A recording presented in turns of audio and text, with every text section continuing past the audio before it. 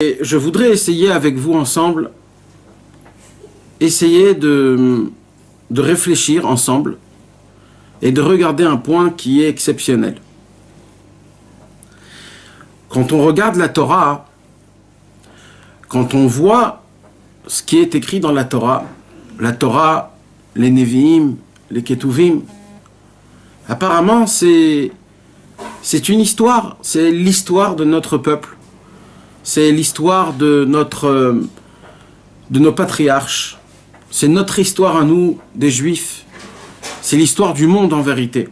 Depuis le commencement du monde, la Torah, Akadosh Baruch Hu, il a choisi de commencer à la Torah, pas par des enseignements, que normalement c'est ça que ça devrait être, puisque la Torah, le mot il veut dire Torah en hébreu, en français il veut dire Hora. Hora veut dire des enseignements, des ordonnements.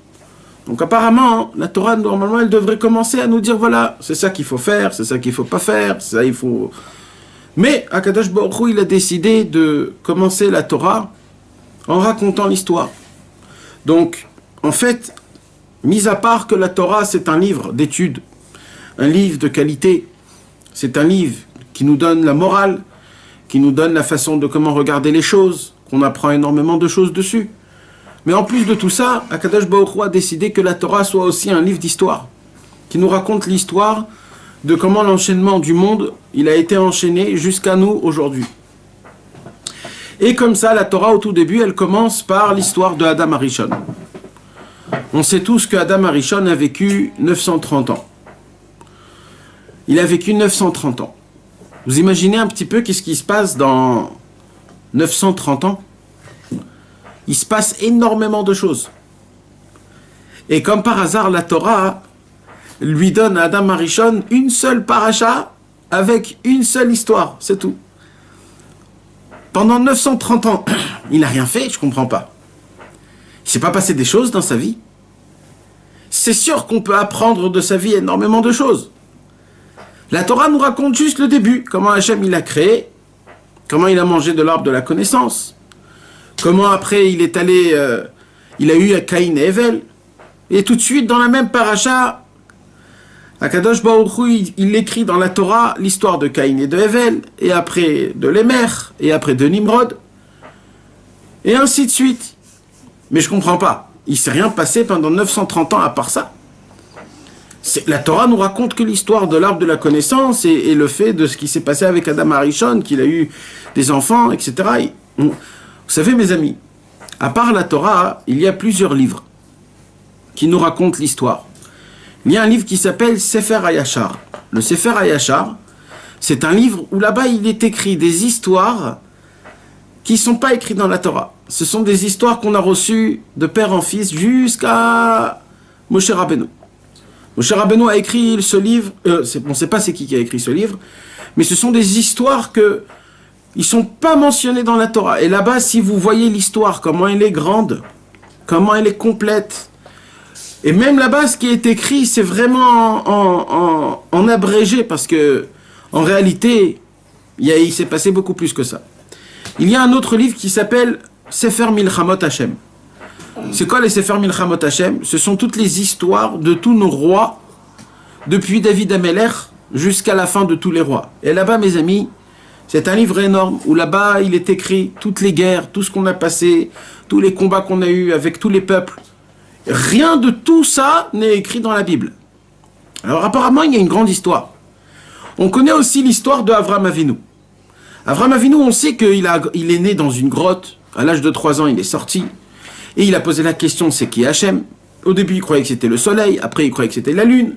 Après, il croyait que c'était l'eau. Après, il croyait que c'était le feu. Jusqu'à la fin, à l'âge de 43 ans, il a découvert que Hachem, c'était Hachem. Mais tout ça, c'est pas écrit dans la Torah. Ça, c'est les Midrashim qui nous racontent.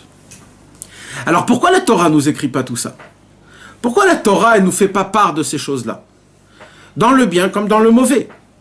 Il y a plein de choses qui se sont passées que la Torah n'écrit pas. Noach, il a vécu des centaines d'années. Pendant 120 ans, il a construit l'arche. Qu'est-ce qui s'est passé avant? Qu'est-ce qui s'est passé après? La Torah nous raconte que son histoire de l'arche. Le déluge, Et après, comment il est arrivé là où il est arrivé. Yitzhak, il y a une seule paracha pour Yitzhak. Yitzhak, c'est le patriarche qui a vécu le plus longtemps. Quoi? Il s'est rien passé, Yitzhak, je comprends pas. Dans sa vie, il n'y a rien qui doit nous intéresser. Dans sa vie, il n'y a pas quelque chose que nous, on peut apprendre. Si la Torah, elle est faite pour nous apprendre par rapport à la vie, nous, on doit regarder la vie de nos patriarches, de nos maîtres, et d'apprendre d'eux. Alors quoi? Il ne s'est rien passé de quelque chose qu'on peut apprendre d'eux? Je comprends pas. Comment ça se fait que la Torah, elle choisit quoi prendre et quoi pas prendre? Maintenant, vous savez, mes amis, d'écrire un livre d'histoire, c'est pas juste écrire un roman. Écrire un livre d'histoire, c'est écrire l'histoire réellement. C'est-à-dire, maintenant qu'elle est écrite, c'est ça qu'on va se rappeler, rien d'autre. Et le reste qui n'a pas été écrit, on ne le saura plus jamais. Donc, d'écrire un livre d'histoire, c'est pas juste un roman. C'est de créer le monde. C'est de savoir qu'est-ce qu'on va raconter à nos enfants et qu'est-ce qu'on doit leur dire. Tout, c'est par rapport à ce qui a été écrit. Comment ça se fait qu'Hachem n'a pas voulu écrire plus que ça? Maintenant, si vous me dites que la Torah, c'est pas un livre d'histoire, alors ok, c'est pas un livre d'histoire, mais c'est sûr que dans la vie de Avraham, Yitzhak et Yaakov, il y avait beaucoup plus que ça. Même dans la vie d'Adam Arishon, qu'il a vécu 930 ans, tu veux me dire que sur les 930 ans, il n'y a eu que quelques années que la Torah nous raconte qu'il n'y a que ça qu'on pouvait apprendre de lui? C'est une très très grande question, mes amis. Cette question ne se pose pas que sur Avraham, Yitzhak et Yaakov. Ça se pose sur Moshe, Aaron, Yosef, les 12 tribus. Les 12 tribus, on voit des histoires qui sont pas très bonnes. Je suis sûr et certain qu'il y avait des très belles histoires là-bas. Et comme par hasard, la Torah n'écrit pas. Et ainsi de suite. Et ainsi de suite, si vous regardez dans l'historique. Pas que Moshe Rabbeinu, même bien après, à l'époque de David Ameller, à l'époque des juges, les Shoftim, à l'époque des rois d'Israël, dans tout le livre des Névim, des prophètes, tous les Névim, on raconte là-bas des histoires, la majorité des histoires, ce sont des histoires pas bonnes. Ce ne sont pas des belles histoires où on raconte comment notre peuple, il était bon, il était bien, il était propre. Ce sont des mauvaises histoires. Ce sont des histoires comment on a fait des sacrifices à la Avodah Zarah, comment on est allé, on était contre Dieu, comment on a combattu des autres juifs. Des histoires qui sont pas belles du tout, je comprends pas. C'est ça les Névim, c'est ça notre Torah, je comprends pas. Nous, notre Torah, en vérité, c'est la Torah la plus belle. La Torah, on sait que notre Torah, c'est la chose la plus chère qu'on a au monde. C'est notre Torah, la Torah du Ham Israël, la Torah de Dieu. Le livre de Dieu, Dieu lui-même, il a écrit cette Torah. C'est la Torah la plus parfaite, complète. Ça sera la Torah de tout le temps, même après que Mashiach viendra. Et comment ça se fait? Comment ça se fait que c'est que ces histoires qui sont écrites? Ça, c'est un premier point. Un deuxième point. Pourquoi ils sont écrits des mauvaises histoires? C'est-à-dire, le fait, en premier, qu'il n'a pas écrit toutes les histoires, c'est un fait. Mais il y a un deuxième problème. C'est quoi le deuxième problème? C'est pourquoi écrire des histoires pas bien? Surtout les Névim, par exemple. Tout ce qu'on a fait de mal, on pourrait ne pas les écrire. Il y a plein de choses qu'on pourrait ne pas écrire. Pourquoi la Torah a choisi d'écrire dans le mal? Et pareil, dans le bien. Pourquoi dans le bien, il y a énormément de choses qu'on pourrait écrire dans le bien, qu'on connaît par rapport au Midrash, que le Midrash nous raconte comment ça s'est passé, plusieurs choses, etc., etc. Et la Torah ne l'a pas écrit. Ça, c'est une question, mes amis, c'est pas juste une question qui se pose à table en mangeant. Ça, c'est une question que beaucoup de tzadikim m'ont posée. Beaucoup de gens ont donné une majorité grande de toute leur vie pour répondre à cette question. Et chacun a répondu comme il le pense. Moi, ce soir, je voudrais essayer, Bezrat Hashem, avec vous ensemble, d'essayer de répondre à cette question d'après Rabbi Nathan. Mais avant de rentrer dans cette question, je voudrais approfondir un peu plus ce cas-là, cette histoire, ces questions-là, ensemble, parce que ça nous touche. Venez, on essaye de regarder la Torah. On regarde la Torah, on lit l'histoire. Ok, c'est une très très belle histoire. Il y a beaucoup de héros dans la Torah. Adam, Noach, Avraham, Yitzhak et Yaakov, les 12 tribus, Moshe, Aaron, Yoshua ben Nun, Kalev ben Yefouné, Chour. Il y avait plein de héros. Betzalel, Nadav et Avihu, plein de héros. C'est tous des tzadikim. tous des grands. Et apparemment, regardez comment c'est énorme. En fait, ce sont des gens que eux, ils ont vécu une vie, comme nous tous. Ils ont vécu une vie. On va prendre l'histoire de Avram, par exemple. C'est juste un exemple. Avram Avinu, c'était un homme simple, né de père et de fils, de père et de mère, simple. C'était pas des très grands, pas des très beaux, pas des très riches. C'était des gens normaux, qui avaient une vie normale comme le monde en entier. Et est né Avram Avinu. Avram Avinu, quand il est né, il n'y a pas eu des feux d'artifice, ne croyez pas. Hein. Avram Avinu, il est né comme tous les autres nés. Et quand il est né, il a eu une vie normale comme tous les autres nés. Il était là, il a mangé, il dormait, il allait aux toilettes, et tout normal. Jusqu'au jour où il a eu une question. C'est qui a créé le monde? Et il est parti à la recherche par rapport à cette question de trouver une réponse pendant toute une vie. Maintenant, pendant toute cette vie, qui cherche, il s'est passé des choses. Maintenant, Avram Avinu, il s'est passé des bonnes choses et il s'est passé des mauvaises choses, comme ce qui se passe dans chacun. Maintenant, dans toute sa vie à lui, il savait pas que dans le futur, on va écrire une Torah et qu'on va raconter son histoire. Lui, il savait pas ça. Avram Avinu, lui, il connaissait la racine des mitzvot. Mais il connaissait pas la Torah comme nous, on la connaît aujourd'hui. Il connaît la racine des choses. Il connaissait la racine. Donc, lui, il savait pas qu'un jour, Dieu, il va écrire une Torah. Et que dans cette Torah, le commencement de cette Torah va être comme quoi? En racontant sa propre histoire à lui. Lui, il savait pas ça. Mais ça s'est passé, mes amis. D'ailleurs, la preuve de ça, c'est quoi? C'est l'histoire de quand on a vendu Yosef. Quand on a vendu Yosef, il y a écrit que les frères, ils se sont dit, venez, on va tuer Yosef. Alors chacun, il a dit, ouais, ok, non, oui, non, ils ont eu une discussion. Et jusqu'à que Réhouven, il s'est levé, il a dit, non, c'est pas bien de tuer Yehuda, et Réhouven, ils sont levés, c'est pas bien de tuer Yosef. On va le vendre. Maintenant, Réhouven, lui, quand il a dit ça, il a pensé de sauver son frère. Même que son frère, il était condamné à mort, Yosef, d'après leur vision. Mais apparemment, il avait quand même de l'amour envers son frère, comme c'était lui l'aîné, Réhouven. Donc il a dit, on va le mettre dans un puits, et on va le laisser là-bas. Et après, il y a eu l'idée de le vendre. Vous savez ce que le Midrash, il raconte? Le Midrash, il raconte, et il dit comme ça, si Réhouven aurait su qu'il y aurait une Torah plus tard, et qu'on aurait écrit son histoire dans la Torah, il serait mis devant tous ses frères en se battant pour faire en sorte que personne ne touche Yosef. Mais comme il s'est dit, on n'est que 10, et cette histoire, elle touche que nous, alors nous, on va gérer la chose. C'est pour cela qu'il n'a rien fait. Mais s'il aurait su que son histoire serait écrite, il serait levé, il aurait peur de personne, et il serait battu pour que Yosef y reste. Donc on apprend, on voit, que si eux, ils sauraient que leur histoire aurait été écrite dans la Torah, il y aurait plein de choses qu'ils n'auront pas fait, ou plein de choses qu'ils auront fait.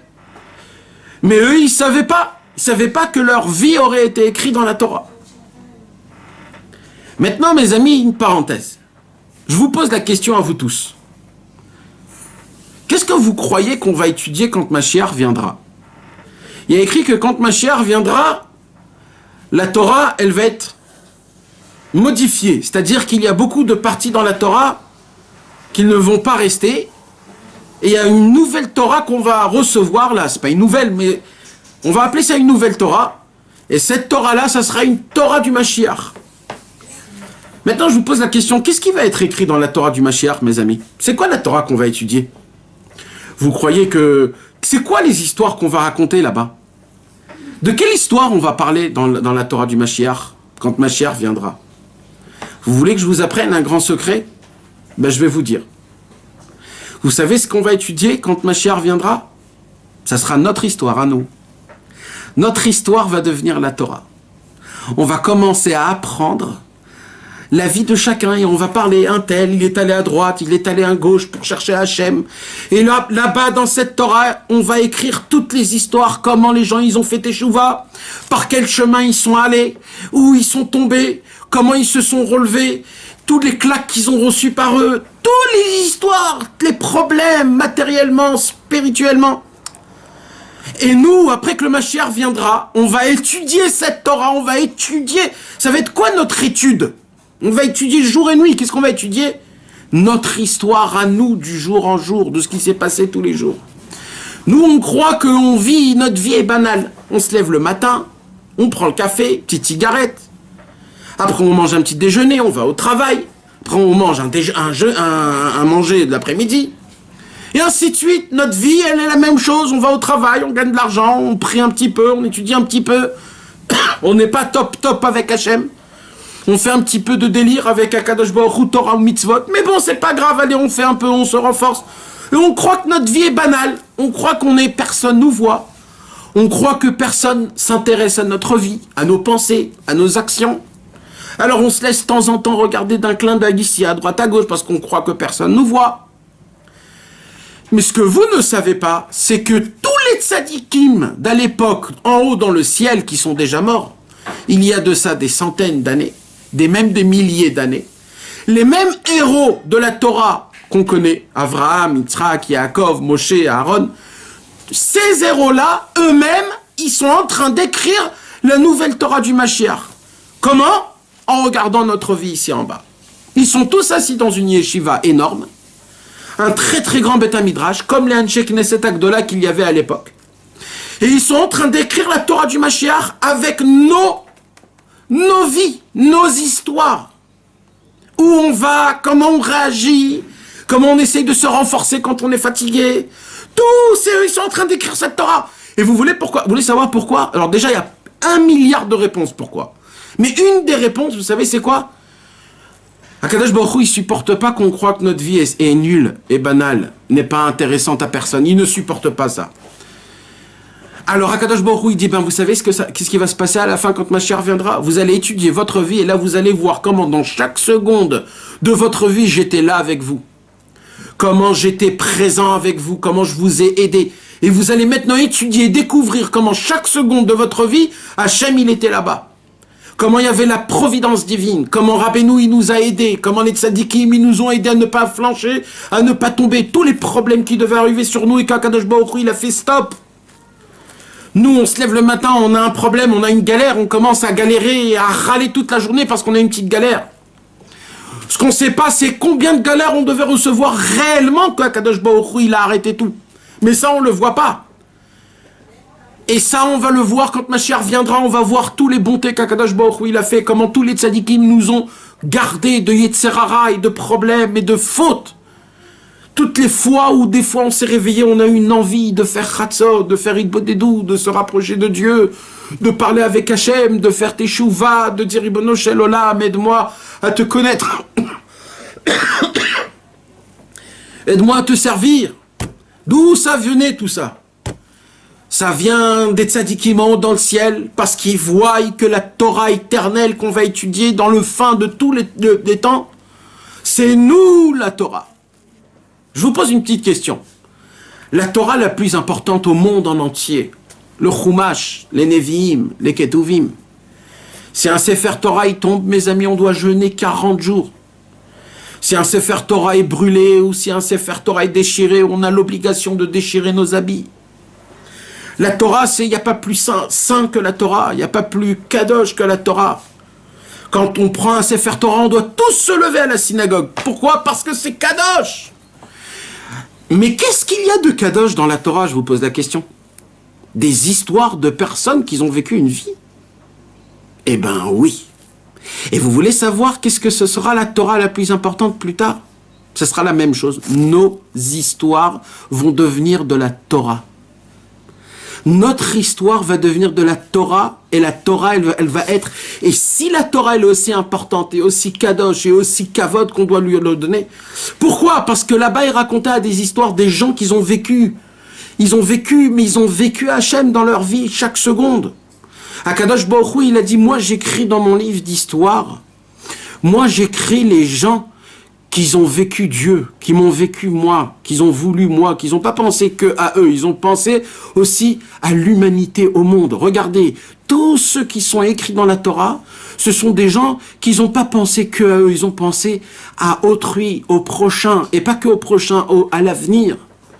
Avraham, Yitzhak, Yaakov, Adam Arishon, Noach. Il y avait des centaines d'années qui sont passées entre Adam et Noach, et de Noach à Avraham. Pourquoi ils n'ont rien écrit? Parce que là-bas, tous les gens qui ont vécu là-bas, ils ont pensé qu'à eux. Un homme qui pense qu'à lui, il vaut pas la peine de raconter son histoire. Par contre, un homme qui vit Dieu et qui vit autrui, qui veut amener Hachem dans le monde et faire connaître Hachem à tous ses amis, à tous ses copains, à sa famille, à ses enfants, et qu'il essaye de faire, même s'il n'arrive pas, mais il y pense, il le vit et il le veut. Un homme comme ça, lui, on le met dans le livre de la Torah. Lui, il fait partie de la Torah. Et quand on va embrasser le Chumash, on va embrasser quoi en fait? On embrasse l'histoire de nos patriarches, de leur vie. Dans le futur, quand on va embrasser le Sefer Torah de la nouvelle Torah, on va embrasser quoi? Notre vie. D'un coup, on va apprécier même un verre d'eau qu'on a bu quand on était assis chez nous à la maison. Pourquoi? Parce qu'on va découvrir comment Hachem, même Hachem, il était là-bas. On va découvrir toute la puissance qu'il y avait à cet endroit, que nous, on croit qu'il y a rien, c'est complètement banal. Je suis en train d'être assis ici, et je suis en train d'entendre un cours de Torah. Est-ce qu'il y a plus banal que ça? Je suis assis là, j'entends un cours de Torah comme plein d'autres. Oui, mais ce que tu sais pas, c'est que dans le ciel, c'est énormément, c'est ça l'histoire. C'est nous qui créons l'histoire. On croit que l'histoire a été déjà écrite. L'histoire n'a pas été écrite complètement. On n'a que le commencement de l'histoire. La fin de l'histoire, c'est nous qu'on va l'écrire. Dans la Torah, on va raconter tout comment le Mashiach, il a commencé pour venir dans ce monde. Il a commencé par le Rabbi Shimon Bar Yochai et le Harizal. Ils vont commencer à écrire mamash, tout ce qui s'est passé avec le Harizal, avec Rabbi Shimon, avec le Baal Shem Tov, avec les tzadikim, comment chacun il a ramené un petit peu le Mashiach, comment chacun il a dévoilé. Dans la Torah nouvelle, on va écrire tous les pogroms qu'il y a eu, tous les morts qui sont morts, tout ce qui s'est passé. Et Akadosh Baruch Hu, en écrivant cette histoire, il va nous faire montrer la facette réelle. Parce que nous, on voit pas la facette réelle de notre vie. Nous, on voit la facette égoïste de moi. Mais il y a une vraie facette. Et là, Akadosh Baruch Hu, il va l'écrire. Il va nous faire montrer comment regarder notre vie. Comment une chose est attachée à une autre chose. Une histoire est racontée à une autre histoire. Comment tout le Ham Israël, il est une seule histoire. Vous savez, des fois, il y a des films d'aujourd'hui qui essayent de faire des films un petit peu bizarres. Et dans le film, il y a comme 3 films. Alors, on voit une scène, une scène. Après, la scène, elle s'arrête complètement. On voit une autre scène. Après, on voit une 3e scène. Aucun rapport à l'autre. Et en fonction, petit à petit, le film, il fait en sorte que les 3 scènes se mettent ensemble et d'un coup, on comprend le film. Il y a des films comme ça. C'est exactement comme ça qu'il va se faire la Torah. Nous, on voit des histoires qui se passent. Un, il habite ici. Un, il habite là-bas. Un, il est ici. Un, il est là-bas. Un, il a son histoire. L'autre, il a son histoire. Mais ce que nous, on ne sait pas, c'est que toutes les histoires, ils sont collées et que tout forme une seule chaîne. Vous savez qu'est-ce qu'il y a dans la chaîne, mes amis? Qu'est-ce qu'il y a dans la chaîne? Il y a des ronds. Et chaque rond, il est attaché avec un autre rond. Maintenant, le rond en lui-même, le rond en fer, lui, il est tout seul, ce rond. Mais quand tu le mets avec un deuxième, ça fait déjà une petite chaîne. Tu mets une 3e, une 4e, jusqu'à que ça fait une très grande chaîne. Maintenant, le rond numéro 1 et le rond numéro 10, ils se connaissent pas. Mais en vérité, il y a un lien énorme entre eux. Pourquoi? Parce qu'ils sont dans la même chaîne. Nous, on voit des juifs qui passent, on entend des choses qui arrivent. Il y a des malheurs, ou alors même des smachot. Il y a des belles choses et des mauvaises choses. Et nous, on croit comme ça, on croit des choses. Ça me touche pas. Quand on entend une ambulance, mes amis, vous croyez que c'est pour rien? Hachem, quand il a créé le monde, pendant les 6 jours, dans son livre, il a écrit qu'en l'an 2000, un tel, il entendra l'ambulance. C'est pas pour rien qu'Hachem, il a fait ça. C'est qu'il y a des raisons. C'est que ça nous touche à nous. C'est qu'on doit prier Hachem pour eux. Ça doit nous réveiller en nous. Un siman de se réveiller, de pas se lâcher. Un peu de crainte envers Akadosh Baruch Hu. Ça aurait pu m'arriver à moi. Ce n'est pas m'arriver à moi. Hachem fait en sorte que cet homme qui est dans l'ambulance, qu'il a une refoua shlema. Et ainsi de suite. C'est tout un... En vérité, on doit tous vivre comme si qu'on est une seule chaîne qu'on s'attrape. Mais le problème, c'est quoi? C'est que les chaînes, les ronds qui sont entre les chaînes, ils sont des fois un petit peu ouverts. Et quand ils sont ouverts, alors la chaîne, elle se décolle. Et c'est comme ça que le Ham Israël, il n'est pas fort, mes amis. Mais vous imaginez que l'histoire, la vie de... Ça se pourrait qu'Abraham Avinu, il n'était pas au courant du tout de que sa vie, elle aurait été écrite dans la Torah. Il n'était pas au courant. Il s'est dit, Abraham Avinu, avant de mourir, il s'est dit, il me reste quoi dans ma vie que Yitzhak? J'ai rien fait de spécial. Personne n'entendra de mon nom. Qui me connaîtra? Yitzhak, pareil. Yaakov, pareil. Tous les tzadikim, qui connaîtra mon nom? Qui va me connaître? Qui racontera un jour? Personne n'était au courant de tout ça. Le Kadosh Baruch Hu, c'est lui qui nous donne le zikaron, la mémoire, c'est Hachem qui écrit l'histoire, et il a décidé qu'à l'époque de Moshe, toute notre vie va être inscrite. Et ça, c'est écrit dans nos livres. Mais le problème, c'est qu'on n'a pas d'Emouna. Et où c'est écrit ce que je suis en train de vous dire? C'est écrit dans les Pirkei Avot. Il y a écrit Vechol Maasecha Basefer Nirtavim. Toutes tes actions, toute ta vie, elle est écrite dans le grand livre de Dieu. Dieu, il a son livre et il écrit tout à la seconde prête. Chaque pensée est notée. Chaque vision est notée. Chaque respiration est notée. Chaque rêve est noté. Chaque aliment qu'on a mangé est noté. Tout ce qui s'est passé, tout ce qu'on vit, tout ce qu'on sent, tout ce qu'on veut est noté, et pas noté en petites lignes, ouvertement. Nous, on ne comprend pas, donc nous, on ne donne pas importance aux pensées qu'on a dans la journée, à ce qu'on voit dans la journée. On peut marcher dans une rue, regarder 150 personnes sans faire attention, mais toi, ce que tu sais pas, c'est que tous les 150 personnes, c'est Dieu qui les a notés, que moi, je vais les voir aujourd'hui, ces gens-là. Et il y a une raison pour laquelle cette chose. Moi, je ne sais pas, mais il y a une raison. Et si Hachem il a fait, c'est pas une raison qui est banale, c'est une raison très importante. Maintenant, moi, je ne vois pas importance à ça. Mais dans le futur, il y aura importance à ça. Et ça, mes amis, on ne le regarde pas, malheureusement. On ne fait pas attention à ça. Comment notre vie est importante. Comment elle a un sens. Comment dans le ciel, si on aurait vu une seule seconde, comment tous les tzadikim de toutes les générations, qu'on a peur même de dire leur nom tellement c'était des saints, comment eux tous en haut, ils se penchent du ciel pour nous voir, ils sont accrochés comme nous, des fois on regarde un film, et on est accrochés, on attend de voir qu'est-ce qui va se passer, on est là. Eh ben, eux, ils sont comme ça pendant des centaines d'années, en se penchant vers nous, en nous regardant chaque action, chaque mouvement, chaque pensée, chaque rigolade, tout, ils sont en train de voir et ils écrivent la Torah de Dieu, la Torah du Mashiach qu'on va étudier à la fin. Il y aura nos noms, il y aura nos actes, il y aura nos pensées, il y aura tout de ce qui est important d'être écrit. Bien sûr, celui qui pense qu'à lui et qui est égoïste, lui, on n'a pas besoin de lui. Lui, on n'a pas besoin d'écrire son histoire. Comme on voit dans la Torah que il y a des générations en entière que la Torah n'a pas parlé. Et pourquoi ça?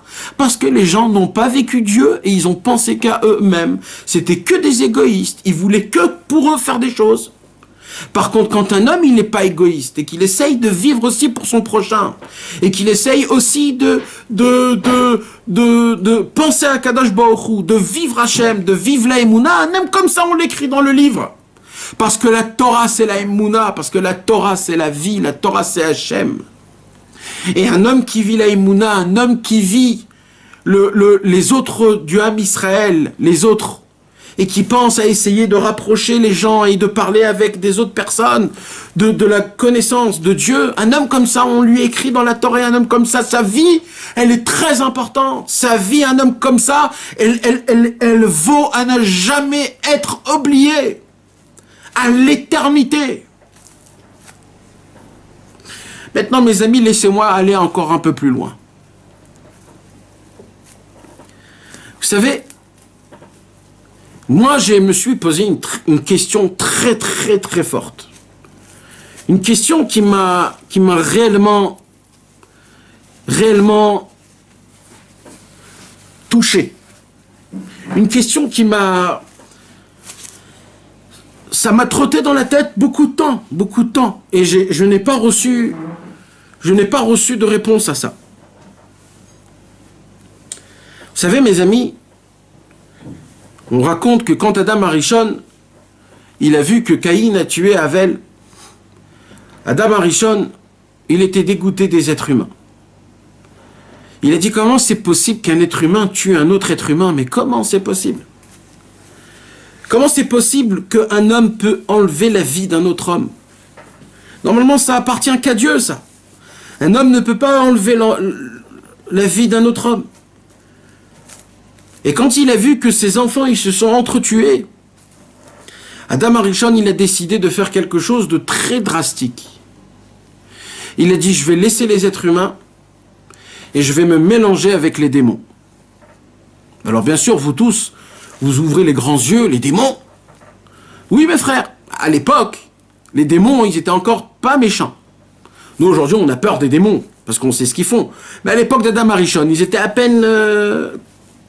Dieu les a créés qu'à peine il y a quelques heures. Donc, ils n'étaient pas encore des méchants, les démons. Ils avaient un travail à faire. Mais pour Adam Arishon, c'était une autre espèce de vie. Comme il y a des animaux, il y a des volatiles, il y a des êtres humains, il y a des démons. Les anges, je ne peux pas y aller avec les anges parce qu'ils sont dans un ciel. Mais les démons, c'est une force qui sont dans ce monde-ci, alors je vais me mélanger avec eux. Au moins, eux, ils s'entretuent pas entre eux. Les êtres humains, ils s'entretuent entre eux. Mais les démons, ils s'entretuent pas entre eux. Et vous voulez savoir, mes amis, qu'est-ce qu'il y a écrit dans les Midrashim? La Torah ne raconte pas tout ça. Dans les Midrashim, il y a écrit que pendant 130 ans, Adam Arishon, il s'est marié avec des démons et il a eu plein d'enfants avec des démons. C'est-à-dire des démons, il a créé des démons. Adam Arishon a créé des démons réellement. Vous voulez savoir comment le Zohar HaKadosh, il appelle ce qu'il a fait à Adam Arishon? Le Zohar HaKadosh, il appelle ce qu'il a fait à Adam Arishon en allant avec des démons et en enfantant des démons. Le Zohar appelle ça qu'il a été pogem dans le Brit. C'est compté dans le ciel comme si qu'il a été pogem dans le Brit. Pourquoi? Parce qu'un être humain, il doit s'accoupler avec un autre être humain. Et que si un être humain ne s'accouple pas avec un autre être humain, ça s'appelle un pkam abrit. C'est une goutte en vin. Donc le Zohar HaKadosh, il dit quoi? Il dit que pendant 130 ans, Adam Arishon, il a été pogem dans le Brit. Est-ce que vous comprenez ce que je suis en train de vous dire, mes amis? C'est inimaginable. C'est inimaginable ce que je suis en train de vous dire. C'est inimaginable. Comment c'est possible une chose pareille? L'histoire, pour terminer l'histoire, après 130 ans, Adam Arishon, il a compris parfaitement c'était quoi les démons. Et il a dit les démons ne peuvent pas remplacer les êtres humains. Même que les êtres humains, ils sont tellement égoïstes et qu'ils pensent qu'à eux-mêmes, mais ils sont quand même meilleurs que les démons. Alors qu'est-ce qui s'est passé?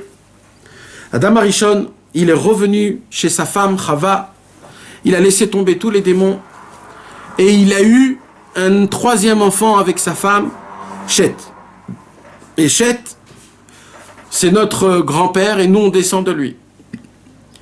Ma question que je me pose, c'est quelque chose comme ça d'important, comment la Torah ne l'écrit pas?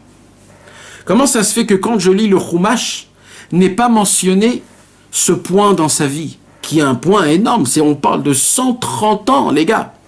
C'est 2 fois notre vie aujourd'hui.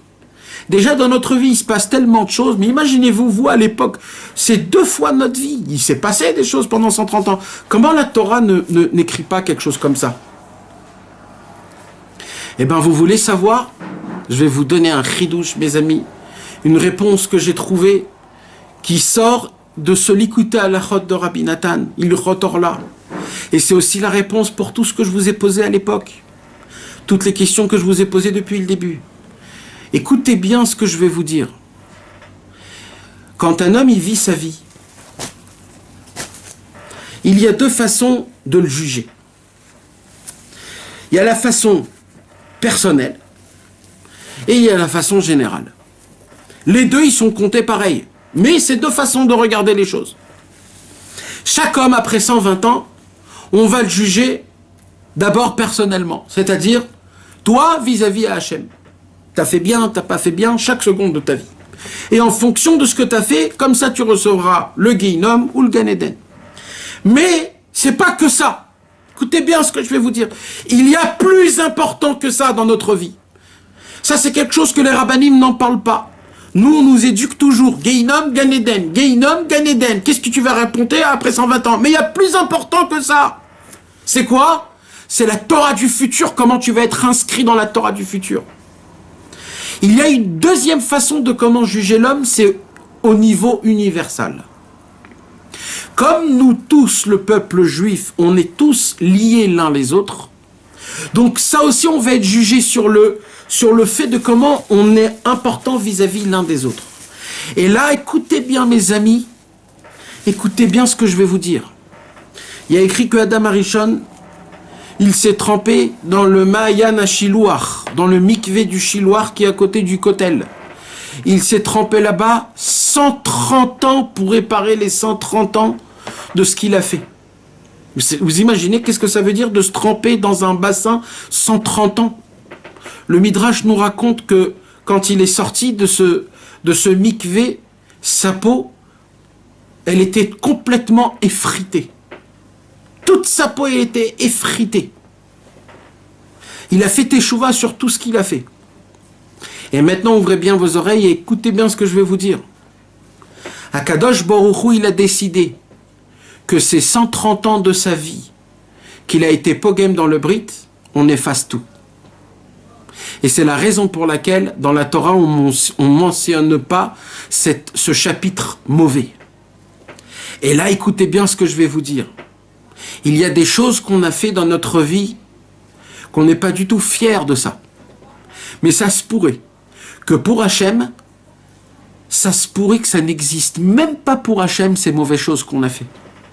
Ça se pourrait que ces choses-là, que nous on se rappelle d'eux, ces choses-là, et qu'on se dit, qu'est-ce que j'étais un imbécile, mais pourquoi j'ai fait ces choses-là, mais comment j'ai fait des trucs pareils, tout ça là, ce qu'on est en train de répéter, Hachem, ça n'existe même pas pour lui ce qu'on a fait. Ça n'existe pas. C'est une invention qu'on s'est fait. Hachem, il a effacé cette chose-là. Et ça, on le voit dans tous les héros de la Torah, des Nevi'im et des Ketuvim. On voit dans la Torah les histoires d'Avraham Avinu, de Yitzhak et de Yaakov. Des choses mal qui n'ont pas du tout été écrites. Et il y a des choses mauvaises qui ont été écrites en leur nom. Mais quand même, ça doit être écrit de cette façon. On ne peut pas savoir toujours tout pourquoi. Mais nous, qu'est-ce qu'on doit apprendre de ça? Que c'est pas parce qu'on a fait des mauvaises choses qu'on doit se juger par rapport à elles. Ça se pourrait que le vrai jugement sur lequel on va être jugé, nous, à 120 ans, ça se pourrait que ça sera des choses complètement qu'on n'y pense même pas tellement c'est pas important à nos yeux. Nous, on croit qu'on va être jugé sur des choses qu'on a fait, mais ça, Hachem, il dit, mais c'est des bêtises, tout ça. Tu sais sur quoi tu vas être jugé? Pourquoi à la table de Shabbat, t'étais pas souriant?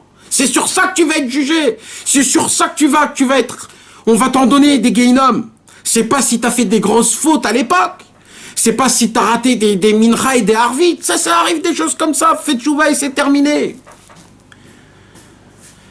Tu vas être jugé sur les plus petites choses que toi tu crois qui sont banales, que pour moi, Hachem, il dit, ce sont les choses les plus importantes. Quand t'as raconté une mauvaise chose à un ami sur un autre juif, ça, Hachem, il n'accepte pas.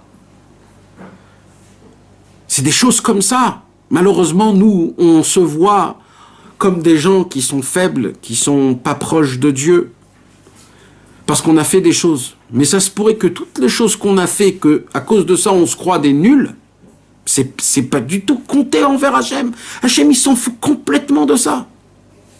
Vous savez, mes amis, le Pgam Abrit, le Zohar HaKadosh, il dit qu'il n'y a aucune réparation pour le Pgam Abrit. Eh bien, voyez-vous que Adam Arishon, HaKadosh Baruch Hu a décidé de ne pas écrire sa faute, parce que pour Hachem, ces 130 ans-là, ça n'existe pas. Il n'a pas fauté.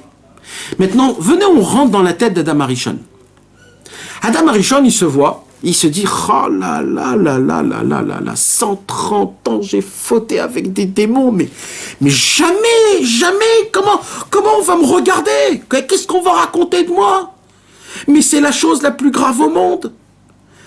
Des gens normaux n'ont pas fauté comme moi. Qui a fauté 130 ans? Qui? Déjà, il faut les vivre, ces 130 ans. Personne au monde a fauté 130 ans, donc en fait, je suis le plus grand rachat du monde. Comme ça, il se disait Adam Arishon. Mais s'il aurait su Adam Arishon que même pas on l'aurait mentionné dans la Torah ces 130 ans, vous vous imaginez comment il se saurait regarder, il saurait aimer, il aurait avancé dans la Vodat Hashem encore plus?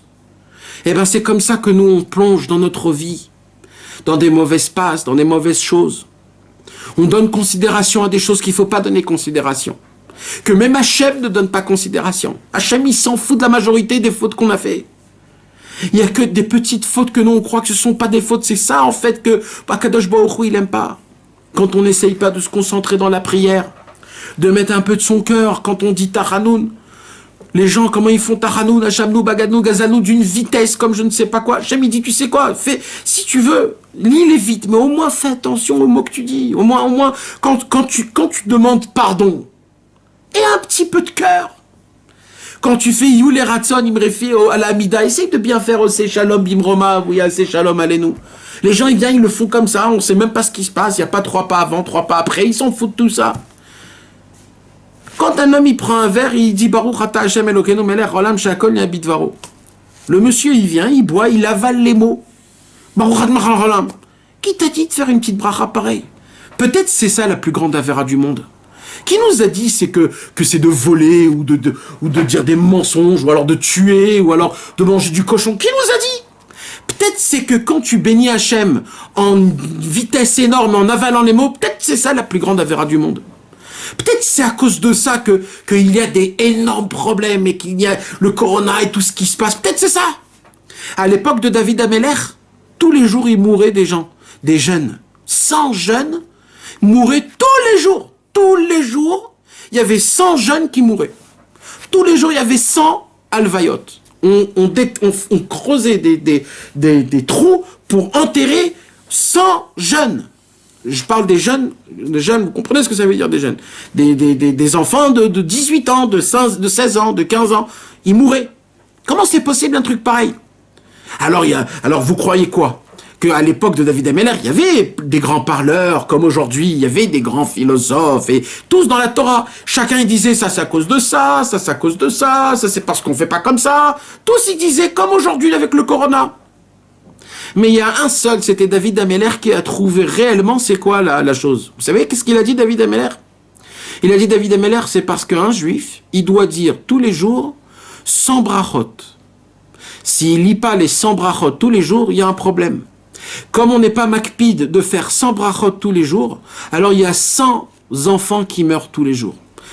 Vous savez, quand il a dit ça, David Ameler, vous voulez savoir comment on s'est foutu de sa tête? Comment on s'est éclaté de rire devant lui? On lui a dit, mais David, mais t'es naze ou quoi? Tu crois que c'est à cause de ça? Ils se sont tous moqués de David. Eh ben, ils ont commencé à garder les 100 brachot, et d'un coup, il n'y avait plus d'épidémie. Ils ont découvert qu'en vérité, ce que Dieu, il nous réclame, ce que Dieu, il veut nous parler, c'est des petites choses, c'est pas des grandes choses. Et le Mashiach viendra avec des petites choses. Et avec des petites choses, on va devenir des tzadikim. Et avec des petites choses, on se rapproche de Dieu. Nous, on croit que c'est toujours avec des grandes choses. Regardez ce qui est écrit dans la Torah, c'est que des petites choses, c'est pas des grandes choses. Je suis sûr que Adam Arishon, il a fait des choses énormes dans sa vie. Énormes. Mais Dieu, il a dit, pour moi, ce qui est important, je vais l'écrire dans la Torah. Donc, mes amis, regardez, ouvrez vos yeux à ça. Maintenant, il y a encore plus profond que ça, mes amis. Vous savez, la Torah, elle donne des noms. Mais qui nous a dit que ce sont les vrais noms? Je vais vous donner un exemple. Avraham Avinu. Nous, on sait qu'il s'appelle Avraham. Peut-être, qui nous a dit réellement que c'était son vrai nom? Peut-être c'est la Torah qui a donné un nom à Avraham et qui l'a appelé Avraham, mais en fait, c'était pas son nom. Eh bien, le Midrash, il nous dit, bah oui, la Torah, elle a la possibilité de changer même l'histoire. C'est-à-dire que dans la réalité, l'histoire, elle ne s'est pas passée pareil, mais la Torah, elle te dit, moi, je vais te dire comment l'histoire, elle s'est passée. Et l'histoire, c'est Dieu qui l'écrit.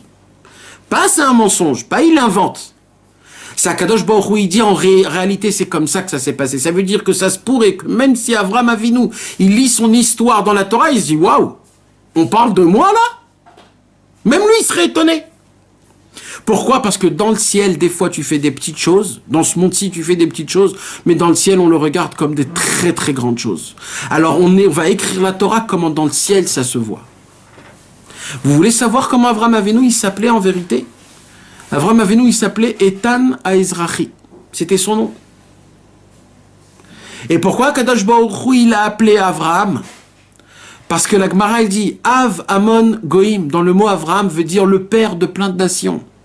Avraham, Av Amon Goïm, le père de plein de nations. Avraham Avinu, lui, il ne savait pas qu'il s'appelait Avraham. C'est plus tard que Akadosh Baruch Hu lui a dit, toi tu vas être appelé Avraham, parce que ça sera toi le père de toutes les nations. Pareil pour Yitzhak, pareil pour Yaakov. Moshe Rabbeinu, il avait 7 noms. Yitro, il avait 7 noms. Boaz, il s'appelait pas Boaz. La Gemara, elle nous dit que Boaz, elle s'appelait Avtsan. Ruth ne s'appelait pas Ruth. Esther Amalka ne s'appelait pas Esther. Elle s'appelait Hadassa. Alors c'est quoi tous ces noms que la Torah invente? La Torah, c'est ce qu'elle dit, la Torah. La Torah, elle dit, en vérité, je vais inscrire dans vos noms la réalité de qui vous êtes réellement. Je ne vais pas juste vous appeler par un nom banal. Je vais vous donner le titre de quoi, qu'est-ce que vous êtes réellement. Ça veut dire qu'en vérité, dans le ciel, quand Mashiach viendra et qu'on va recevoir la nouvelle Torah, on va être énormément étonné. On va voir réellement comment on nous voit dans le ciel, comment le vrai nom qu'on a dans le ciel. On va voir toutes ces choses-là. On va voir que la majorité des fautes qu'on a fait dans le ciel, c'est pas ça le plus grave. Et les choses qu'on croyait que c'était des mitzvot, c'est ça qui était grave. On va nous faire montrer des choses qu'on croit qu'on n'a rien fait, et là Hachem il dit, regarde cette mitzvah, t'as même pas fait attention, mais quand t'as fait un sourire à ton voisin ce matin, grâce à ça t'es rentré dans le Olam Haba. Toi tu sais pas, parce que ce sourire ça a créé quelque chose dans ton voisin. Maintenant tu te dis, mais de quoi tu parles? J'ai même pas fait attention. Ouais. Quand tu dis à un ami, merci mon frère, j'ai pensé à toi aujourd'hui. Ça se pourrait qu'un homme il rentre dans le Olam Haba que pour une parole pareille. Pourquoi? Parce que tu sais pas le bien que tu fais à quelqu'un. Un homme il donne un livre à un ami. Il dit, mon ami, je peux te donner ce livre. Si tu as envie, écoute-le, essaye de le lire, tu verras. Maintenant, le monsieur, il a oublié complètement, il ne sait même pas ce qui s'est passé. Et lui, de l'autre côté, il lit le livre, sa vie, elle change. Non, on ne sait pas ce qui s'est passé. Je continue ma vie banale à la maison avec mes mêmes problèmes, mes mêmes trucs. Maintenant, je ne sais pas que dans le ciel, le ciel est en train de trembler par l'action que je viens de faire, de donner un livre à quelqu'un. Quand j'ai dit le nom Rabbi Nachman de Breslev à un ami, tu sais, Rabbi Nachman, il a dit tout le monde est un pont qui est très étroit et l'essentiel, c'est de ne pas avoir peur. Toi, tu dis des fois une parole comme ça. Je vais aller même plus loin que ça. Un homme, il a dans sa voiture un sticker, un autocollant, ou dans l'autocollant, il y a écrit « Tout vient de Dieu ». Voilà, il a mis un autocollant juste parce que c'est beau. Alors toi, tu t'en fous, tu oublies limite, tu sais même pas ce que tu as fait. Mais ce que tu sais pas, c'est que toutes les personnes qui sont derrière toi et qui voient cet autocollant et qu'ils lisent ce qui est écrit dans cet autocollant, tout vient de Dieu, qui croit, qui n'y croit pas, sans qu'il sache dans son subconscient, ça rentre et ça fait son effet. Donc toi, tu voyages à droite, à gauche, ça se peut même que tu vas voyager, faire une faute. Mais pendant ce chemin, tu as rendu à 50 personnes qui étaient derrière toi, tu leur as fait rentrer de la Emouna. Tu n'étais pas au courant de tout ça, toi. Mais c'est toi qui l'as fait. Ça se pourrait que grâce à ça, t'as un tzaddik qui n'était même pas au courant. Mes amis, vous croyez connaître votre vie, vous ne connaissez pas votre vie. Personne de vous connaît votre vie. Vous connaissez ni vos mitzvot, ni vos averot, rien du tout vous connaissez. On ne connaît rien. Ce sont les tzaddikim et Hachem qui connaissent réellement c'est quoi notre vie. Venez, on ne se dévalorise pas par rapport à des choses qu'on fait, où on réagit, où on réaction, parce qu'on ne sait rien. On ne comprend rien.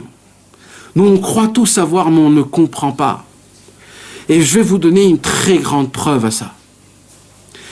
Cette très grande preuve, vous savez, je peux continuer comme ça des heures et des heures, à vous raconter des histoires qu'on connaît. Je vais aller plus loin que ça. suis obligé parce que pour que vous puissiez comprendre les choses. Il y a une autre chose aussi. Mais ça, c'est au-dessus de notre compréhension, mais je suis obligé de le dire quand même. Quand vous prenez le livre des prophètes dans la Torah, vous allez voir que la majorité des histoires qui sont écrites là-bas, ce sont des histoires, des fautes du Ham Israël. Comment c'est possible que ce livre le plus saint au monde, la Torah, il est écrit là-bas quoi? Des choses, des avérotes qu'on a fait? Mais c'est pas logique. Une avéra, c'est quelque chose de pas bien. C'est quelque chose de impur. Comment moi je fais une avéra? D'accord? Venons, on prend par exemple une avéra que le peuple juif a fait. D'accord? Venons, on prend par exemple le veau d'or. Le veau d'or, tout le monde sait que c'est une avéra énorme. Hachem, il a été dégoûté de ce qu'on a fait, c'est écrit dans tous les livres, très grave. Maintenant, il n'y a pas plus grave que de faire un veau d'or. D'accord? Le jour où on doit recevoir l'étape de la loi, on se marie avec Hachem, on va et on fait un veau d'or. Maintenant, écoutez bien ce que je vais vous dire. Hachem, il a pris cette faute qu'on a fait tous ensemble, 600 000 juifs, tous ensemble, en train de faire des fautes, en train de danser, de se saouler, et de tourner autour du veau d'or et de dire « Ah, c'est notre Dieu !» Très grave. Hachem, il prend sa plume, il va l'écrire dans la Torah, toute la façon de comment on a fait cette faute, et dès qu'il écrit dans la Torah, ces lettres-là deviennent une partie de la Torah sainte. Torah d'Israël, Torah Tzivalanu Moshe Moracha Kilat Yaakov. C'est-à-dire une faute qu'on a fait. Dieu l'a pris, l'a écrit dans la Torah et c'est devenu une Torah. Est-ce que vous comprenez ce que je suis en train de vous dire? Vous savez mes amis, s'il manque une lettre dans le Sefer Torah, il est pas soul. Si j'enlève la paracha, là où c'est raconté le veau d'or, le Sefer Torah, il est pas soul. Le Sefer Torah, il peut être cachère que s'il y a toute l'histoire, y compris l'histoire du veau d'or. Alors comment c'est possible maintenant que dans la Torah elle-même où il y a écrit qu'il ne faut pas faire la Vodazara, la Torah elle-même elle raconte qu'on a fait la Vodazara, et cette histoire-là elle fait partie de la Torah, et c'est Kadosh. Et tu dois embrasser les lettres qui sont écrites là-bas. Vous savez ce qu'il dit Rabbi Nathan dans le Likutei Halachot? Dans le futur, même de nos fautes vont devenir une Torah. Nous, on ne sait pas comment, pourquoi. On ne comprend rien, nous. Mais même nos fautes vont devenir une Torah. Ça va devenir la Torah Kdosha. Mais ça, c'est pour une seule catégorie de personnes. Un homme qui vit Dieu tout le temps. Même quand il faute. Il faute. Mais il est là, Hachem. Oh là là, qu'est-ce que je fais de mal? Qu'est-ce que je fais de mal? Qu'est-ce que je fais de mal? Tant qu'il est avec Hachem, tout ce qu'il fait, c'est de la Torah. Tout ce qu'il fait, c'est pur. Tout ce qu'il fait. Mais le problème, c'est quoi? C'est qu'on n'y croit pas. On n'y pense pas. Mais notre Torah elle-même, elle a été écrite, toutes nos fautes. Parce que même nos fautes vont devenir une Torah. Maintenant, mes amis, on apprend tout ce que je viens de vous dire. On l'apprend de notre paracha de la semaine. Dans notre paracha de la semaine, dans le Chumash Dvarim, il est mentionné là-bas, au tout début, je vais le lire et je vais traduire. Restez avec moi et écoutez bien ce que je vais vous dire. Ele advarim asher diber Moshe el kol Israël. Voici les paroles que Moshe Rabbeinu a parlé devant tout le peuple juif. Alors, déjà, il faut savoir que le Chumash Dvarim, c'est le livre que Moshe lui-même a écrit. C'est-à-dire les autres livres. Le Bereshit, Shemot, Vaikra et Bamidbar, c'est Hachem qui lisait et c'était Moshe Rabbeinu qui écrivait. Et le Chumash Dvarim, c'était la même chose, mais en plus de cela, c'est plutôt Moshe Rabbeinu qui a écrit ce livre. C'est plutôt Moshe Rabbeinu, tout ce qu'on raconte dans le Chumash Dvarim, ça parle des derniers temps de Moshe Rabbeinu envers le peuple juif. Et Moshe Rabbeinu, donc, il va partir de ce monde. Et comme Moshe Rabbeinu, il va partir de ce monde, comme Rashi nous l'explique, avant de mourir, c'est alors le moment de faire des remontrances. De là, on apprend, il dit Rashi, que c'était sa Iloula hier et avant-hier. De là, on apprend qu'on a interdiction de faire des remontrances à qui que ce soit. Ni un homme envers sa femme, ni un père envers ses enfants, ni un maître envers ses disciples. Personne aujourd'hui a la possibilité de faire une remontrance. Car une remontrance, il dit Rabbi Nachman, réveille des mauvaises odeurs. Alors c'est quand qu'on fait une remontrance? C'est quand qu'on essaye de remettre nos enfants dans le droit chemin. C'est à la fin de la vie. Moshe Rabbeinu a attendu la fin de sa vie pour remettre à place tout le peuple juif. Vous allez voir que pendant tout le temps que Moshe Rabbeinu était avec le peuple juif, il n'a jamais essayé de faire des remontrances. Il leur disait que des bonnes paroles, que des paroles d'amour. Il leur donnait que les ordonnements de Dieu. Mais jamais il nous jugeait et jamais il nous faisait de remontrances, Moshe Rabbeinu. Jamais, jamais, jamais. De là, on doit tous apprendre. Les maîtres, les parents et les maris et toutes les catégories. Interdiction de faire des remontrances. Les remontrances, ils sont très graves et ils font que du mal. C'est quand qu'on fait une remontrance, c'est avant de mourir. Moshe Rabbeinu, il va partir de ce monde-ci. Alors là, Moshe Rabbeinu, il ramène tout le peuple juif et là, il fait des remontrances. Où on le voit chez Yaakov aussi. Yaakov Avinu, il n'a jamais fait de remontrances à ses enfants. Pourquoi? Parce que c'est interdit de faire des remontrances à ses enfants. Parce qu'aujourd'hui, on n'a pas la capacité de faire des remontrances réelles. Malheureusement, quand on fait une remontrance, c'est mélangé avec de la colère, c'est mélangé avec de l'égoïsme, c'est mélangé avec plein de mauvaises choses, donc c'est mauvais.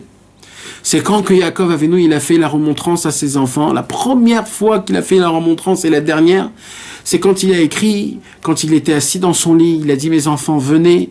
Et là, il a fait ses remontrances. C'est la paracha de Vayechi. Là aussi, on apprend que la seule fois où on peut faire une remontrance, c'est qu'à la fin de sa vie. Tov.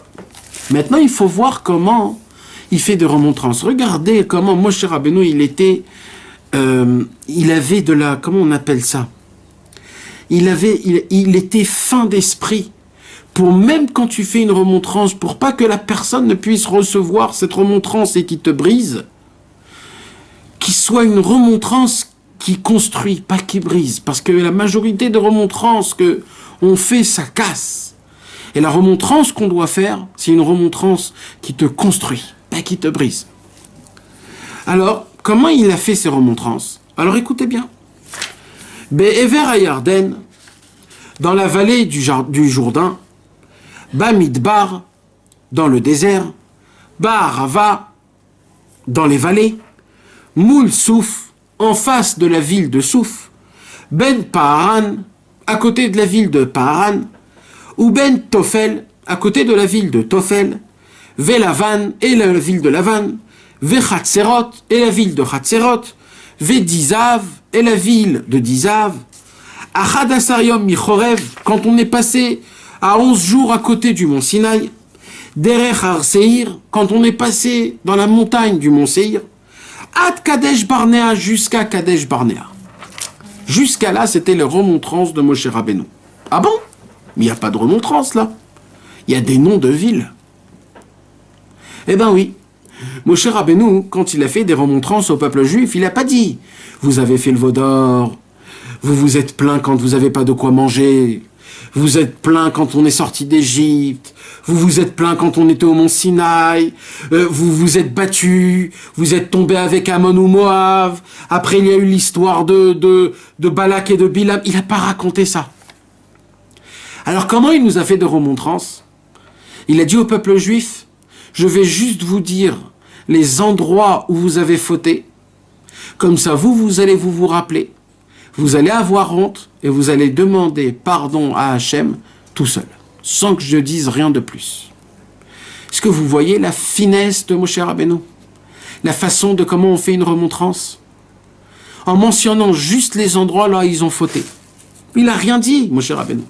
Il a juste dit les noms. Il a dit alors Ever Yarden, Bamidbar, Ba'arava, Moul Souf, Ben Paharan, Ben Tofel, Velavan, Vechatserot, Dizav, Har Seir, Har Chorev. Il a juste dit les noms. De là, on voit combien là, il faut connaître, il faut savoir faire des remontrances. Moshe Rabbeinu, le plus grand de tous les hommes, quand il a voulu nous faire des remontrances, eh ben, il a juste mentionné l'endroit de là où on a fauté. Comme ça, Rachid nous explique la Torah, le chumash de notre paracha. Mais Rabbi Nathan, il dit, moi, je ne comprends pas. Et si les gens, ils n'arrivaient pas à comprendre, Et si les gens, ils se remettaient en question en se disant, mais nous, on n'a même pas fauté. Peut-être il y avait des gens qui disaient tout, c'était de la faute de Moshe. Parce qu'il y a fauté quand tu sais que tu as fauté, mais il y a des gens qui se mentent à eux-mêmes et qui se disent, moi, j'ai pas fauté. Alors ça se peut aussi que eux, ils ont rien compris. Rabbi Nathan, lui, il n'arrive pas à comprendre ce que Rashi dit. Dans l'Ikuta Alachot, il retorla à la Chadalet. Alors Rabbi Nathan, il dévoile un chidouche qui est exceptionnel. Et il dit ce chidouche qui relie aussi Rashi. Et de là, il nous apprend un renforcement qui est énorme. Il dit, vous voulez savoir pourquoi Moshe Rabbeinu, il a mentionné toutes les villes là où on a fauté? Dans l'explication simple, on connaît que c'est parce qu'il a voulu comme ça nous faire une remontrance. Il dit Rabbi Nathan, mais il y a beaucoup plus profond que ça. Quoi? Il dit Rabbi Nathan, en vérité, pourquoi Moshe Rabbeinu, il a mentionné ces villes? Il dit Rabbi Nathan, parce que nous, on connaît une règle. C'est quoi la règle? Dans le Zohar à Kadosh, il y a écrit que le Midbar, c'est-à-dire le désert, quand le peuple juif, il était là-bas pendant 40 ans avant de rentrer en Eretz Israël, le Zohar, il dit Midbar, Nachash, Saraf, Veakrav. Dans ce désert, il n'y avait pas juste un désert. C'était rempli de serpents, de scorpions et d'insectes qui étaient tous très très graves pour l'être humain. Et nous, on était là-bas pendant 40 ans dans un désert brûlant pareil.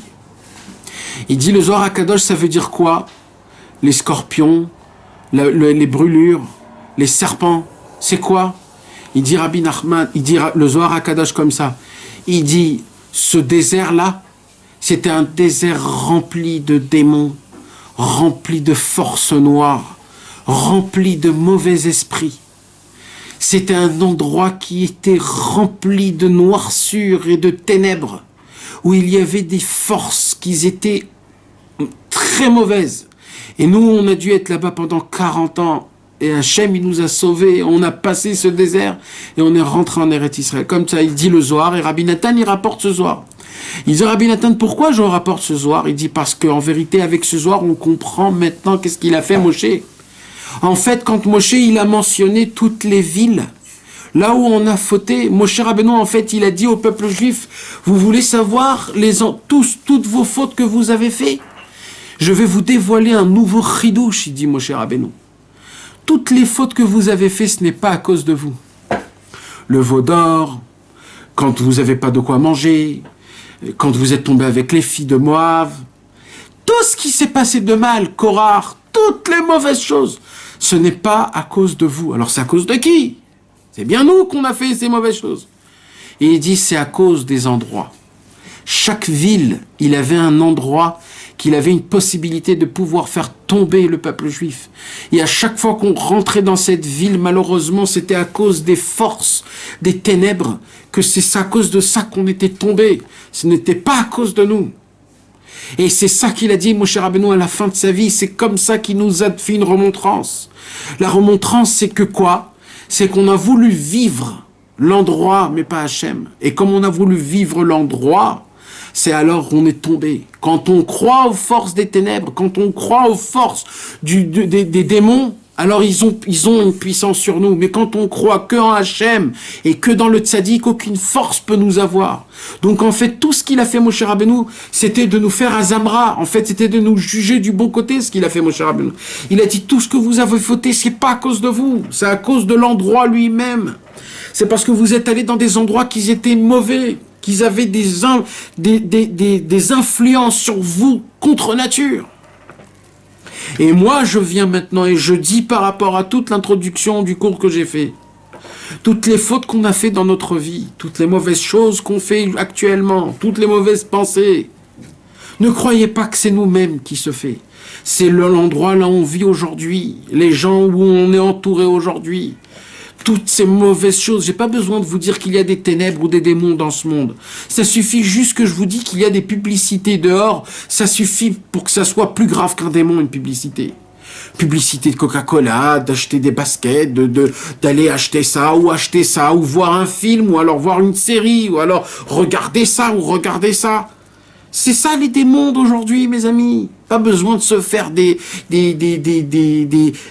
dessins avec des corps noirs et c'est pas ça les démons. Les démons, c'est ce qui entoure entre nous. Ce sont les idées, les philosophes ce qu'ils disent à la télévision et sur Internet et que ce que chacun nous raconte et chacun nous balance son idée, son invention, des bêtises et des bêtises qu'on accumule dans notre tête. C'est à cause de ça qu'on faute. C'est à cause de ça qu'on n'arrive pas à prier Shacharit Mincha Arvit. C'est parce qu'on entend le docteur Intel, il a dit comme ça, et le monsieur Intel, il a dit comme ça, et il y a des statistiques sur le coronavirus, et ainsi de suite. C'est à cause de ça qu'on n'arrive pas à faire Mincha, Shacharit, Mincha et Arvit. À l'époque, il y avait des démons. À l'époque, il y avait des forces surnaturelles, comme ce qui s'est passé dans le désert. Moshe Rabbeinu, il a dit, dans tous les endroits là où vous êtes passés dans le désert, c'était pas à cause de vous. Le veau d'or, c'était pas à cause de vous. Quand vous avez soif, c'était pas à cause de vous. Avec Korach, c'était pas à cause de vous. Rien n'était à cause de vous, il a dit Moshe.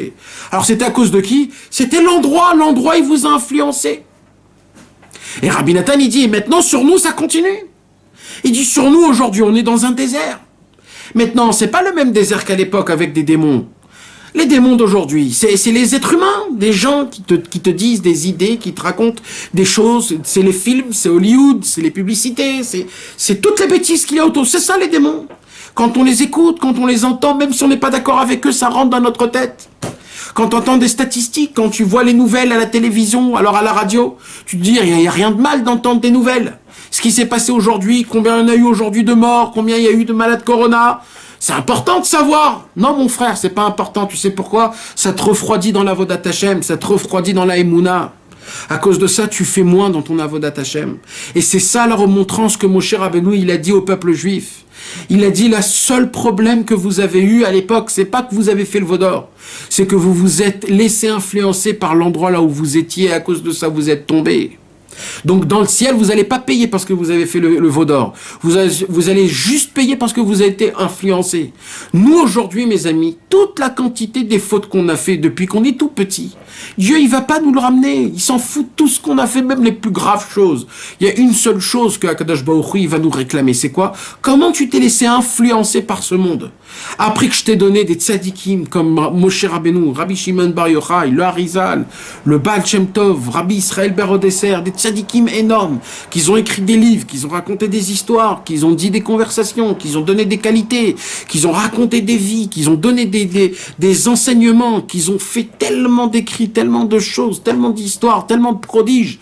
Quoi, ça t'intéressait pas ça? Laisse-toi influencer par eux. Ne te laisse pas influencer par ton téléphone, ne te laisse pas influencer par les choses qui se passent dans ce monde-ci, par les idées des rabbins ou je ne sais qui quoi, qui commencent à dire oui, c'est ça, le 5G, et le truc, et les francs-maçons, et le monde, et les trucs. Arrêtez de vivre ce qu'ils nous font rentrer dans notre tête. Venez, on soit maître de soi-même. Il n'y a que Hachem et le tzaddik dans le monde. On apprend d'Avraham Avinu, Echad Aya Avraham. Avraham était unique. Ça veut dire quoi, Avraham était unique? Ça veut dire, mis à part que Avraham Avinu, il a connu Hachem et que c'était le seul croyant, mis à part ça, il avait un combat à mener, c'était le combat de un contre le monde en entier. Ça n'existe pas qu'un homme y va à la contre du monde. On regarde tous quand on achète quelque chose sur Internet, on voit combien de pouces il y a dessus. Parce qu'on veut voir la statistique de qu'est-ce que j'achète pas. On est toujours influencé par le monde. On veut toujours s'appuyer sur quelqu'un. Oui, mais le monde, qu'est-ce qu'il fait? Mais qu'est-ce qu'ils disent la majorité des gens? Ça, c'est du sheker. Vous voulez savoir c'est quoi le Hémet? Le Hémet, c'est le minimum. C'est ce que les gens, ils font le minimum. C'est ce qu'on connaît pas. Avraham Avinu, il était seul au monde. Les Breslev, ils sont seuls au monde. Les gens qui veulent se rapprocher de Dieu, ils sont seuls au monde. On ressemble à personne. Parce que Dieu lui-même, il est seul au monde. Il n'y en a pas deux de Dieu. Comme un vrai juif, il n'y en a pas de Dieu. N'allez pas chercher le rov de qu'est-ce qu'ils font, ou la majorité du monde, comment ils font, Non, regarde ton cœur, écoute ton cœur, regarde des tzadikim et fais comme eux. Et si tu vois que tu es seul au monde, eh ben c'est le Hémet. Rabbi Israël, il raconte sur son maître, Rabbi Israël Cordonneur. Il dit, j'ai vu un homme, que cet homme-là, il allait à l'encontre du monde. Le monde, il tournait comme ça, et Rabbi Israël Cordonneur, il tournait comme ça. Vous imaginez ce que c'est? C'est un fou. Ça s'appelle un fou. Eh ben oui, mes frères, il n'y a que moi et Hachem. Il n'y a rien qui doit m'intéresser. Il n'y a rien qui doit m'importer. Il n'y a rien qui doit prendre importance dans ma tête ou dans mon cœur, sauf à part Hachem et le tzaddik. Je m'en fous comment les gens me regardent, comment je m'habille, si je le fais que pour Hachem, comment je prie, et ainsi de suite de chaque chose. Je dois vivre ma vie comme je le sens, comme mon cœur le ressent. J'ai dans mon cœur une mini-bombe atomique d'une puissance qui est énorme, qui s'appelle la Neshama, où dans cette Neshama, il y a une quantité de divinité de Dieu, une puissance que malheureusement, on ne connaît pas la puissance qu'on a, les sentiments qu'on a. Tout ce qui se passe, on se base toujours dans notre vie, dans tout ce qu'on fait, on se base toujours sur les autres, comment les autres y font, comment les autres y s'habillent, comment les autres y parlent, comment les autres y gagnent de l'argent, et je mesure ma vie en fonction de autrui. Mais ça, c'est le plus grand des plus grands de prisons qu'il y a au monde. Et encore, on se croit qu'on est libre. On est en prison jour et nuit. On ne vit pas notre propre vie qu'on peut vivre. Et c'est dommage. Notre vie, elle passe à côté. On peut être tellement simple dans notre vie, sans se prendre la tête. Juste écouter notre cœur, regarder un tout petit peu ce que la Torah nous enseigne. Et en fonction de ça, de nous donner une belle vie. Il y a des gens qui croient que la Torah nous encombre la vie. Mais celui qui connaît un petit peu plus, celui qui sait approfondir un tout petit peu, il apprend qu'en fait la Torah nous apprend à vivre encore mieux. Parce que je vais vous apprendre quelque chose. Vous croyez que c'est qui kiffe le plus? C'est celui qui est à Ibiza en train de bronzer? Ou c'est un homme qui est dans l'encadrement de la Torah, qui est sincère avec Dieu? Je vais vous apprendre. La Torah, elle nous a donné les codes pour vivre une vie, pas juste bien, pénible, de nous donner une vie qui est meilleure, avec la croyance. Vous savez ce que c'est juste la Emouna, d'avoir foi en Dieu? Ça enlève la moitié de tous nos problèmes. Quand un homme, il n'a pas la Emouna, quand un homme, il ne croit pas en Dieu, alors quand il a un problème, il n'en peut plus, il craque, même si ça soit un plus petit problème. Dès de bon matin, il y a quelque chose qui ne va pas, il casse sa clé dans le magasin, il se dit c'est foutu aujourd'hui, qu'est-ce que je vais faire? Un homme qui ne croit pas en Dieu, il est énervé, il veut tuer tout le monde, il ne sait pas ce qui se passe, il veut cogner tout le monde. Mais un homme qui a la Emouna, qu'est-ce qu'il se dit dans sa tête? Il se dit, oh là là là là, ce qui s'est passé là, oh là là, bon, c'est pour le bien, c'est Dieu qui l'a voulu, apparemment il devait se passer des choses. Même si c'est faux ce qu'il se dit, le fait qu'il a la Emouna, il reçoit ce problème beaucoup plus facilement. Et il vit meilleur, il vit dans la paix. Et que chaque fois qu'il se passe quelque chose, il essaye de se renforcer encore un peu plus. Donc la Torah nous apprend à être meilleur. C'est ce que Moshe Rabbeinu, il a essayé de nous dire quand il a mentionné toutes les villes là où on a fauté. Il a juste dit une seule chose, Moshe Rabbeinu. Il a dit quoi? Il a dit, ne vous laissez pas influencer par l'endroit là où vous êtes, par les gens qui vous entourent. Mais ça, c'était à l'époque. Vous savez, aujourd'hui, quand on a un téléphone comme on a aujourd'hui le iPhone dans notre poche, c'est le monde en entier qu'on a dans le poche. Parce qu'à l'époque, on ne pouvait pas savoir ce qu'un tel et un tel ils disent. Mais aujourd'hui, avec l'Internet, tu sais, tous les imbéciles du monde, tous les gens pétés de la tête, qui te disent des idées, des suppositions et des statistiques de je ne sais quoi, moi je les gobe. Je les gobe. Toutes ces choses-là, je les gobe comme un imbécile. Et limite même, je vais aller et je vais m'embrouiller avec mes copains que c'est comme ça. Mais tu t'imagines comment on gobe aussi vite tant de données, tant de statistiques? Mais tout ça, mes amis, c'est faux. C'est le Satan qui essaye de nous embrouiller. Il essaye de nous enlever la joie. Il essaye de nous enlever l'amour qu'on doit avoir envers nos femmes et nos enfants.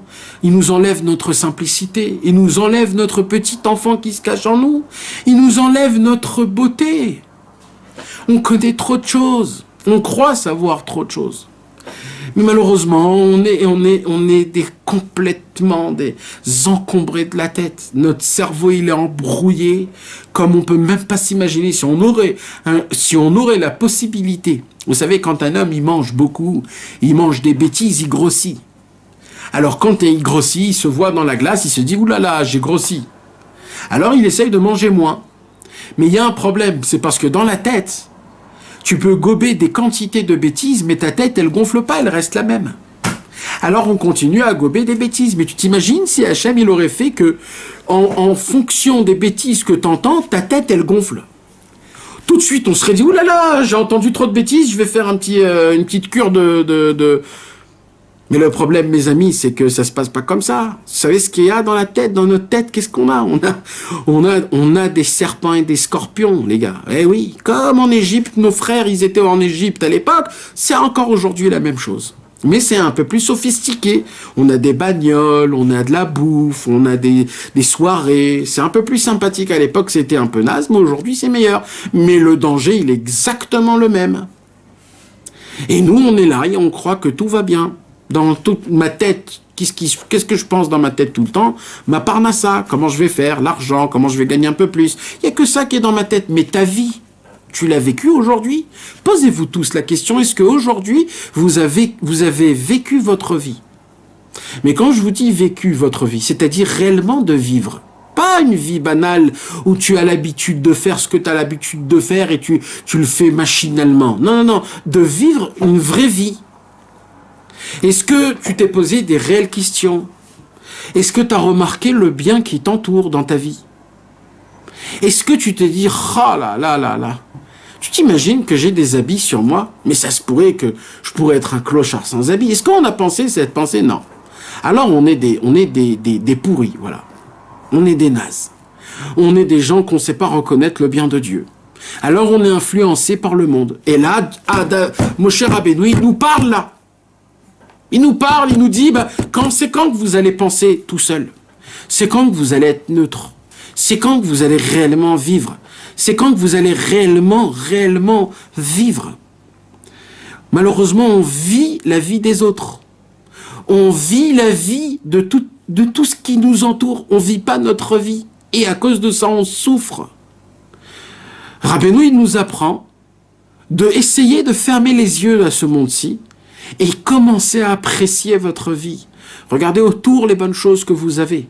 Regardez, vous allez découvrir petit à petit qu'en fait, vous n'êtes pas si mal que ça. Qu'en fait, vous êtes proche de Dieu. Que vous aimez Hachem, vous aimez les tzadikim. Vous voulez appliquer Torah au mitzvot. Que d'un coup, vos problèmes se diminuent petit à petit. D'un coup, vous allez avoir un peu plus d'émouna. D'un coup, vous allez comprendre que ma vie n'est pas aussi naze que comme je la crois. Mais quand on ne pense pas comme ça et qu'on vit la vie de tous les jours et qu'on ne regarde pas soi-même, on regarde que les autres, qu'est-ce qu'ils font toute la journée et que je cours toute la journée, alors tout de suite, cette brume-là, elle rentre dans ma tête et là je me dis, oh là là, encore une journée de brûlé, qu'est-ce que j'ai foutu aujourd'hui?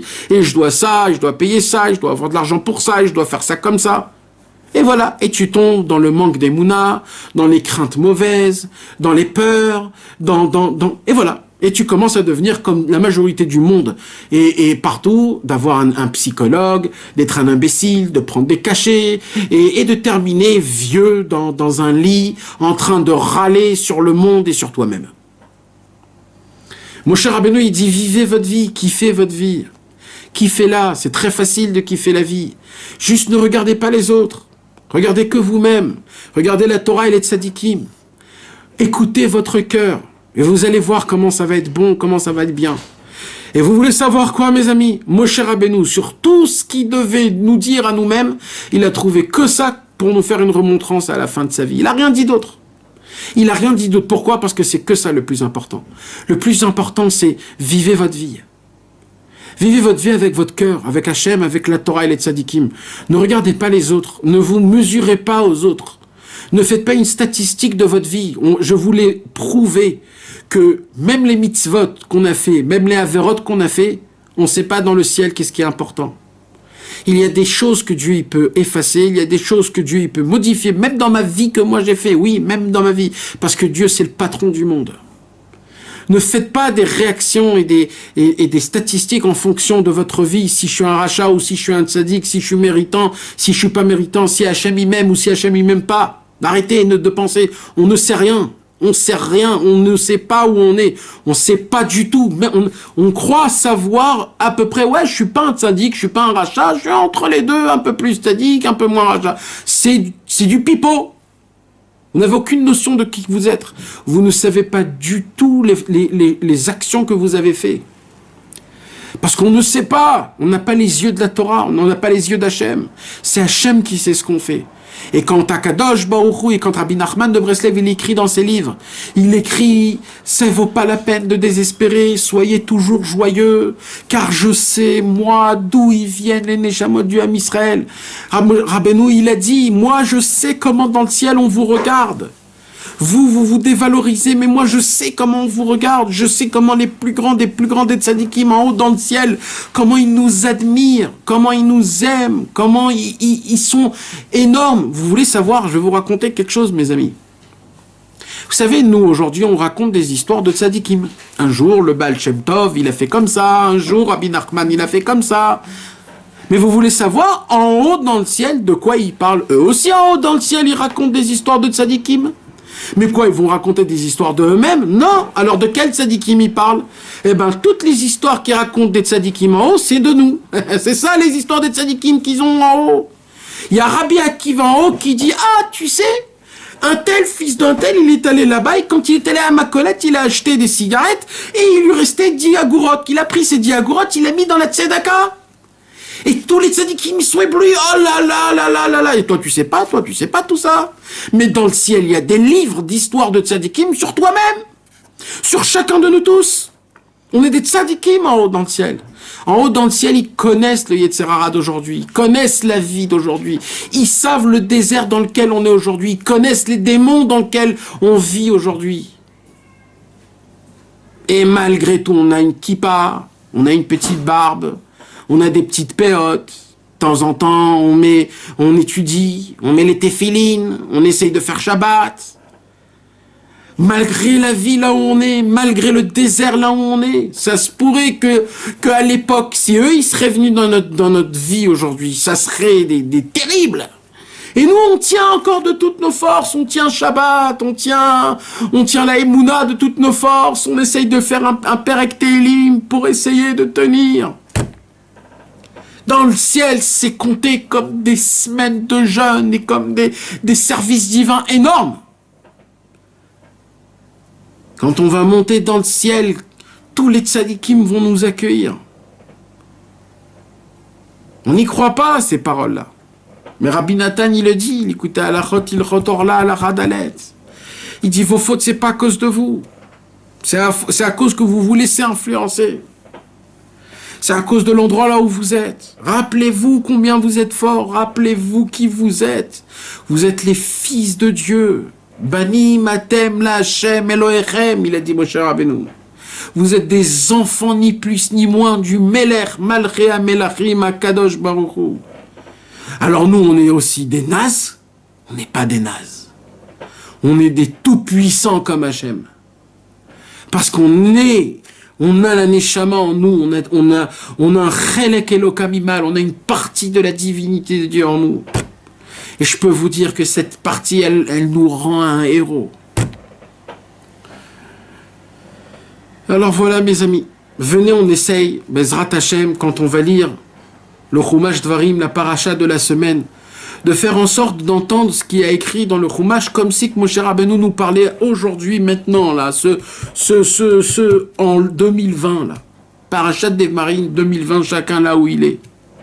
D'écouter Moshe Rabbeinu en nous disant, Moshe, Am Israël, vous êtes des tzadikim, Am Israël, vous êtes des grands, vous êtes importants, vous êtes précieux. Même ceux qui croient qu'ils ne sont pas. Laissez pas vous influencer. Vous êtes des machines de guerre énormes. Soyez forts, soyez courageux. Chazak ve'ematz ba'avodatecha. Et Bezrat Hashem, Bisrout ce Shabbat, le dernier Shabbat, je vous ai dit mes amis, que Rabbi Nathan il a écrit dans le Likuta à la Chot, je ne me rappelle plus, c'est il Chot Shabbat à la Chazain. Il a écrit que les Shabbatot les plus grands de toute l'année, c'est les 3 Shabbatot de cette période. Parce qu'il n'y a pas de Avelut pendant Shabbat. Il n'y a pas de deuil pendant Shabbat. Et comme c'est 3 semaines de deuil qu'on est là, donc en fait le Shabbat c'est la réparation du deuil de la semaine. Donc comme c'est une réparation, c'est des Shabbats qui sont énormes. Si un homme il a la possibilité ce Shabbat de chanter, de danser, d'être content, d'être bessimcha, d'essayer d'étudier un petit peu des Torot de Rabbi Nachman ou des Midrashim sur la paracha, de lire un peu de Me'am Loez, pour essayer de rentrer, pour essayer de se laisser influencer par la Torah, mais pas par ce monde, Bezrat Hashem, et que Akadosh Baruch Hu, il arrête tous les problèmes qu'on a, et qu'il arrête les épidémies, et toutes les maladies, tous les gens qui sont malades, hommes, femmes et enfants, le plus vite possible, que ça ne laisse pas de dégâts, et que tout soit bien comme il faut, et que tous les gens qui sont en dehors de Eretz Israël puissent venir en Eretz Israël, habiter en Eretz Israël, et que le Mashiach y vient, et que le Beth Amikdash y descend, et qu'on va aller faire des korbanot, et qu'on chante et qu'on danse tous les jours et toutes les nuits, de toute la fin de tous les temps, en étudiant la nouvelle Torah qui sera notre propre histoire, Bezrat Hashem.